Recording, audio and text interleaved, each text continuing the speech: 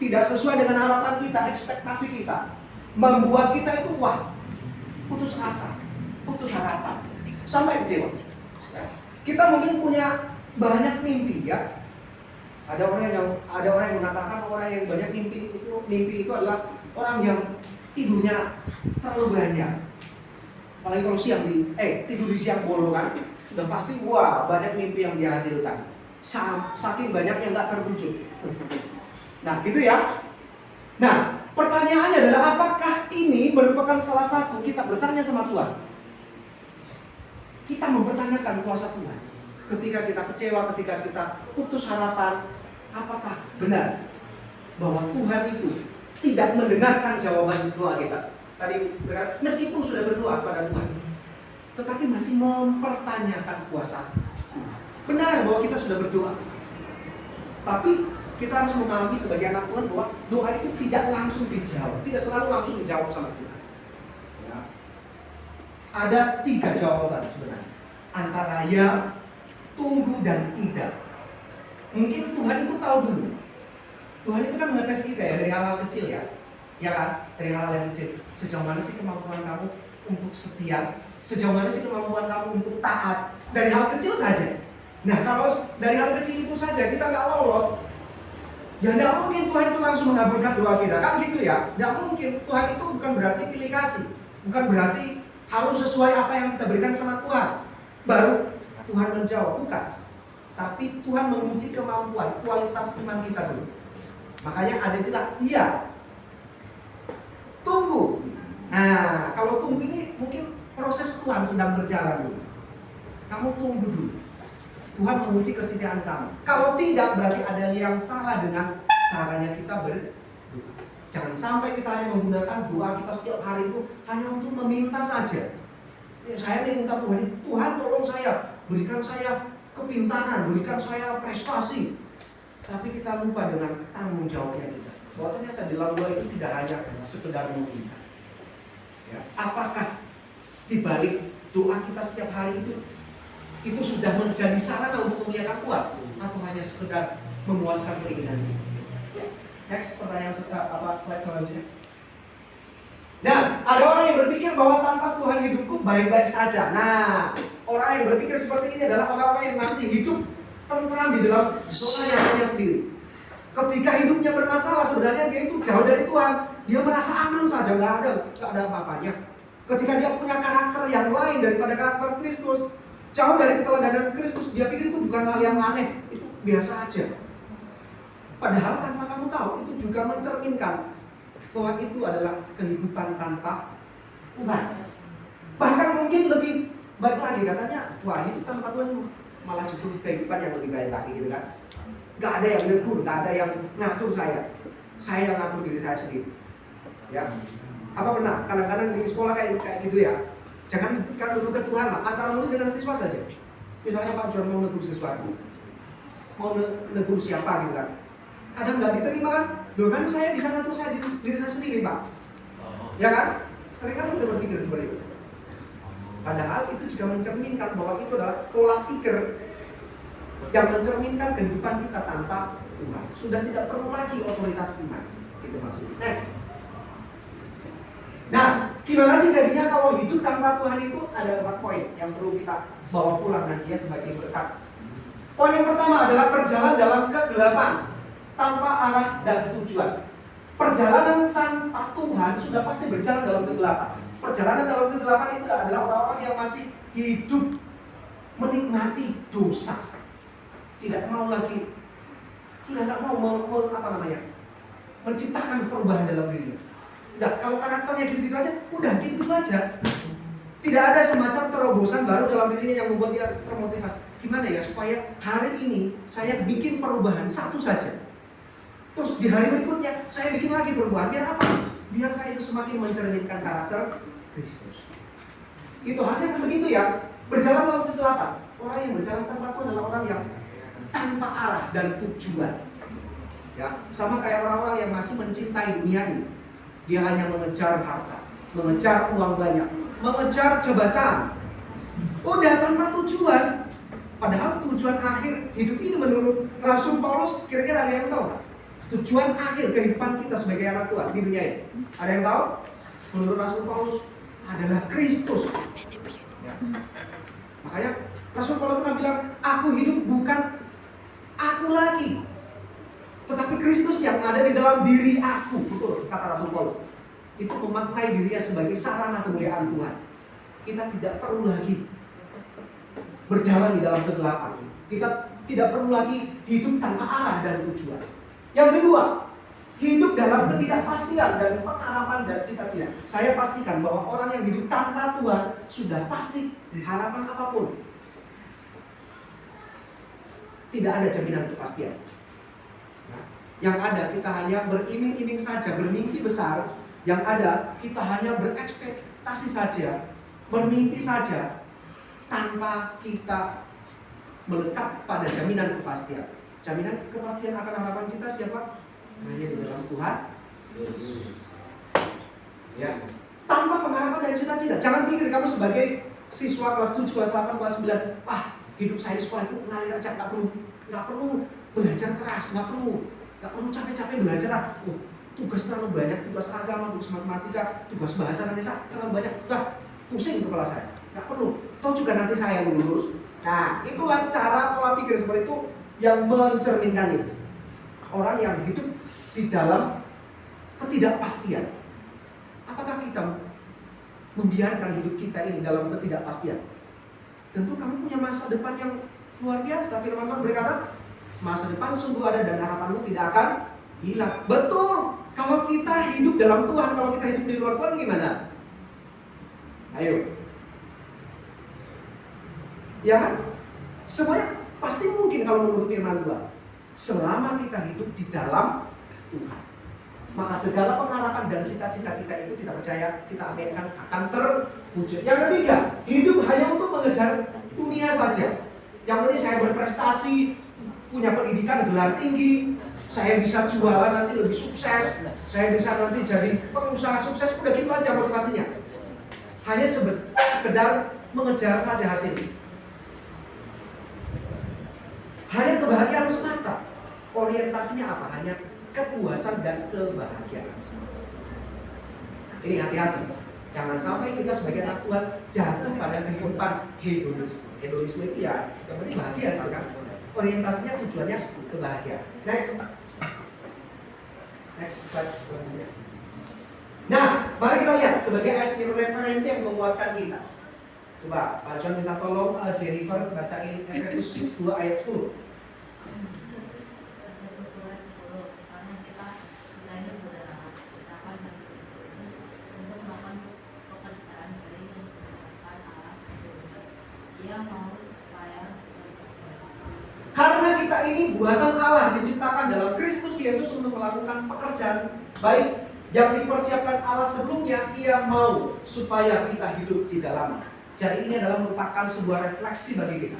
Kita harus mulai mempertanyakan dalam diri kita sendiri. Sebenarnya Tuhan menciptakan saya itu tujuannya apa? Apakah saya itu diciptakan Tuhan hanya sekedar hidup tanpa tujuan? Ayo, mulai pikirkan tujuan hidupmu. Tuhan ciptakan kamu itu karena ada tujuan khusus. Ya, khususnya kita diciptakan untuk Kristus sebenarnya. Karena kita awalnya diciptakan dalam Kristus. Demi Kristus kita diciptakan, demi Tuhan Yesus. Ya, untuk memuliakan Tuhan. Maka jangan sampai hidup kita itu lepas atau hidup tanpa Tuhan.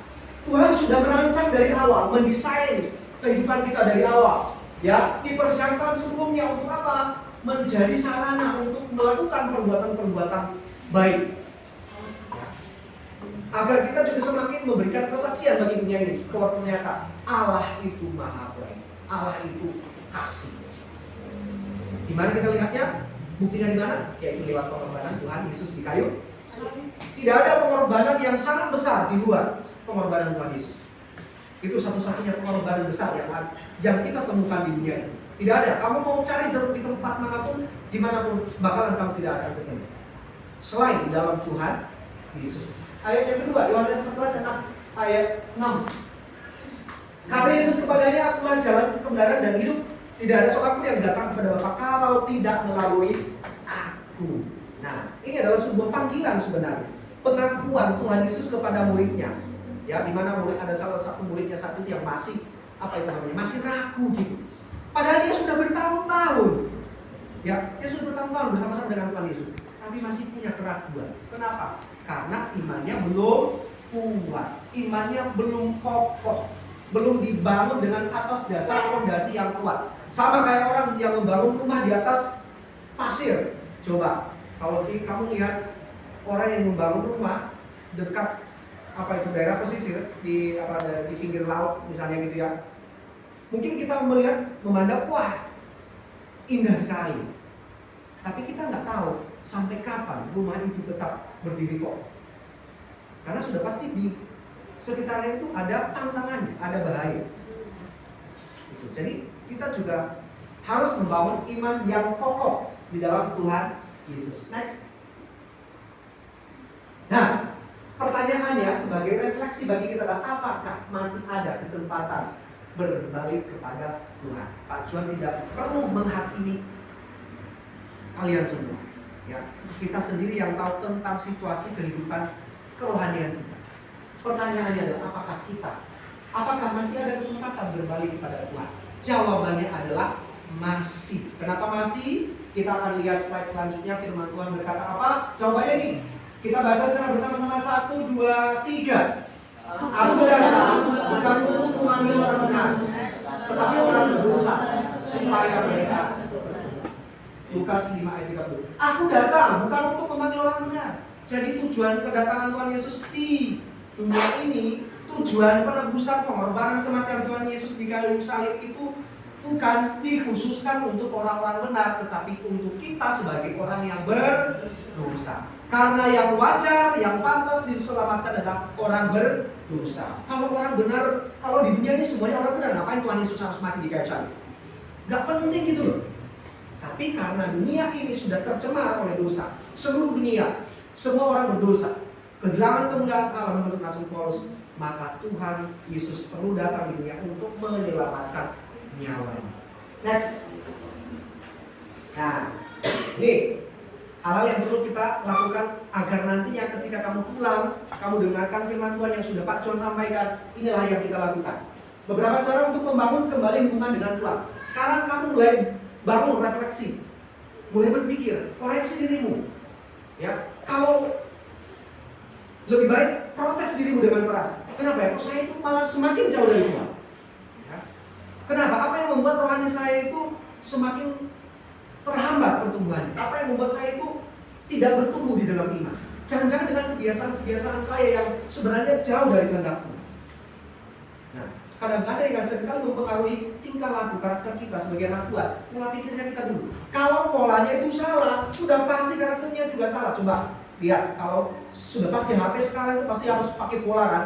Coba, ada pola HP. Sempat salah, kamu lupa. Udah, kamu udah bisa buka lagi. Sama kayak orang kayak gitu. Kalau polanya udah rusak, udah. Jalannya tetap sama. Tetapi berbeda dengan kita manusia. Kita adalah makhluk hidup yang diberikan akal budi, masih bisa berpikir, oh iya, saya pengen berubah ya Tuhan, saya mau bertobat sama Tuhan, karena saya ini adalah manusia spesial, makhluk yang istimewa dibanding dengan ciptaan lain. Nah, beberapa cara untuk membangun kembali hubungan dengan Tuhan. Yang pertama, mulailah berdoa. Makanya kami di kelas Pak Juan sebelum ngajar, saya selalu mengajari kamu untuk berdoa dengan tertib, dengan sikap yang baik, sesuai apa yang Tuhan ajarkan. Yang kedua, belajar percaya. Jangan ragu terus kerjanya. Ya. Mulai belajar percaya, bangun iman. Ya, bangun pagi. Next, belajar bersyukur. Kalau dulunya kamu kurang bersyukur, kamu sudah menerima, tapi menurut kamu terlalu kecil, tapi kamu masih susah bersyukur. Harusnya kita itu sudah sepantasnya bersyukur. Karena apa?